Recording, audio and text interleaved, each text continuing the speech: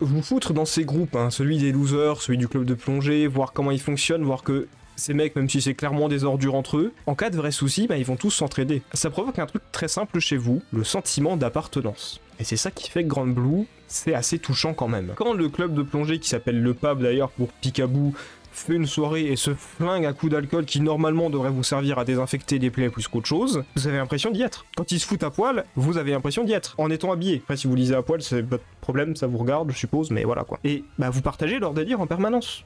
Vous êtes pas tout le temps avec eux. Quand Kitahara dit avoir une copine ou qu'un membre du groupe se rapproche d'une fille, vous vivez la même trahison que les autres. C'est d'ailleurs en partie pour ça que je pense que les meufs ont malheureusement un peu moins de chance d'apprécier le manga. Enfin, je vous dis ça, mais il y a le groupe des meufs, qui sont pas forcément mieux que les mecs, hein, puis qu'on leur délire à elles aussi, comme quoi, la parité ça marche bien. Je pourrais vous parler des rêves que le manga fait de temps en temps pour blaguer, parce que voilà, c'est un petit peu rigolo, mais sincèrement, je m'en fous, parce que c'est même pas ça le truc qui est marrant dans le manga, c'est même pas ça qui est important, parce que tout se base en permanence sur les quiproquos du groupe. C'est ça qui fait que ça fonctionne. Les incompréhensions, les exagérations constantes sur chacune des situations. C'est toujours la surenchère. Pourtant, même avec tout ça, alors que le manga est vraiment ultra bête, que c'est bourré d'humour et que c'est lourd comme pas permis, que les persos sont des clichés de losers ou des personnages détestables poussés à l'extrême, encore une fois, prenez un défaut, poussez-le à l'extrême, ou poussez un drame, poussez-le à l'extrême, ça devient comique. Entre le prof égocentrique qui ne pense qu'à lui, les vieux du club qui sont complètement ravagés,